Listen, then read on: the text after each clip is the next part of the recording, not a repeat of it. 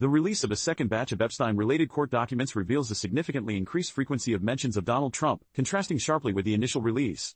This development warrants a thorough examination, considering the historical context, the potential implications for Trump, and the broader narrative surrounding the Epstein case. The key point of departure lies in the stark difference between the two releases. The first batch, while voluminous, contains surprisingly few references to Trump, leading some to speculate on deliberate omissions or a lack of direct involvement. The second batch, however, reframes this initial impression, presenting a scenario where Trump's name appears more often within the context of the Epstein investigation. This shift demands a reassessment of Trump's potential connection to Epstein and his network. Understanding the background of the Epstein case is crucial. Jeffrey Epstein, a convicted sex offender, faced charges related to sex trafficking and conspiracy. His network of associates, which reportedly included powerful figures in politics, business, and entertainment, has been a subject of intense scrutiny. The ongoing legal proceedings and the release of these documents are aimed at uncovering the full extent of Epstein's activities and the involvement of others. The historical context is also vital. Trump and Epstein's relationship has been publicly known for years, with accounts of them socializing at events and Epstein reportedly visiting Trump's properties.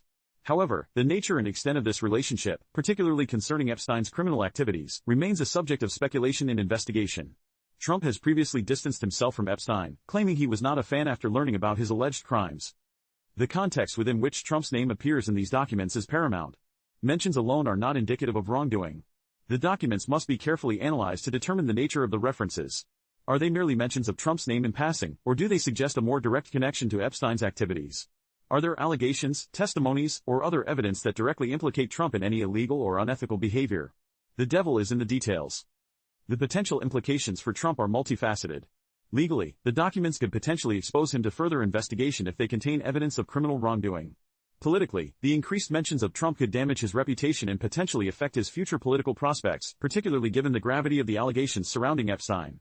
Publicly, the revelations are certain to fuel further scrutiny of Trump's past associations and raise questions about his judgment and character. The release of these documents also highlights the ongoing efforts to bring transparency to the Epstein case and hold those responsible for their INV.